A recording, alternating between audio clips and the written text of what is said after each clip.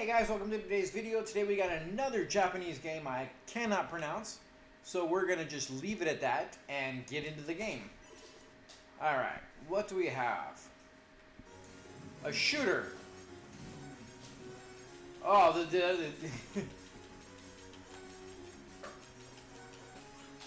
I mean, it plays well, but the whole strobing effect is awful. Like, it makes it very hard to want to keep playing. Is this a...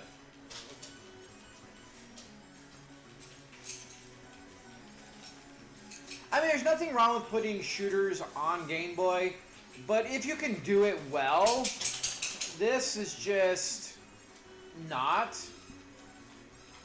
Now we got little, like, Space Invaders going on here. It's so hard to keep track of everything. The strobing just completely screws with just everything going on. Yeah, like you start getting into it, but you want to like it, but the strobing, the way they do the strobing and the colors is just so just bad. Oh, cool. We do have a where we have the extended or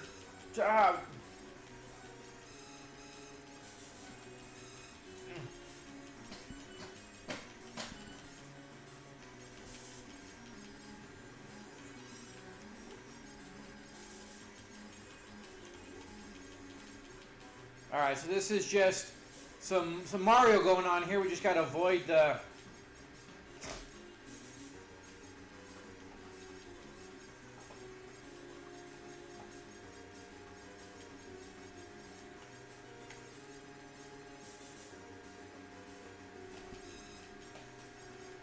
This one is dropping those off. That's kind of funny.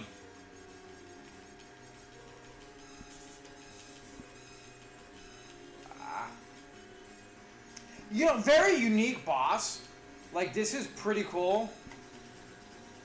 All things considered. Where he drops off these and does everything else, which is really cool. The enemy design, I really like. I like the way they do everything. It's just, it's so hard to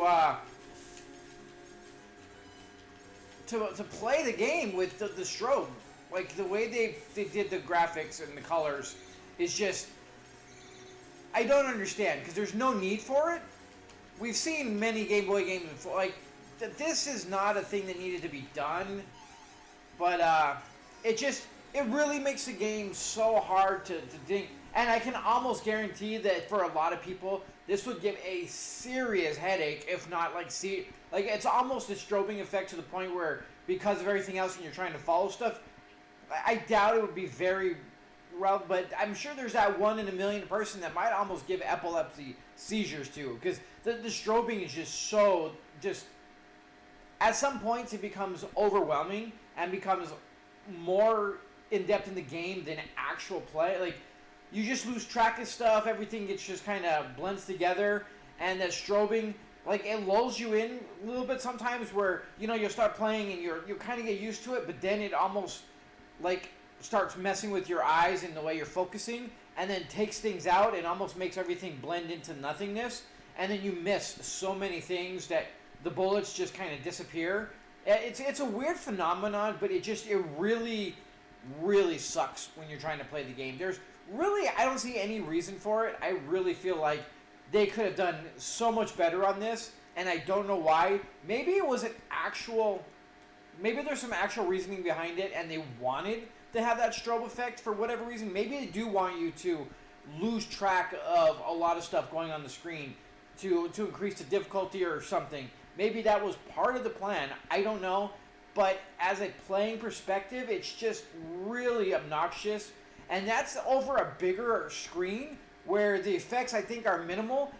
Trying to do that on a small screen with the same strobing and everything, I think would make the game even so much worse playing this on the actual system rather than on a bigger screen that kind of, with the brightness and with everything else, I feel like it kind of washes out a little bit, and I think it would be more predominant, I could be wrong, on the actual Game Boy itself than on this.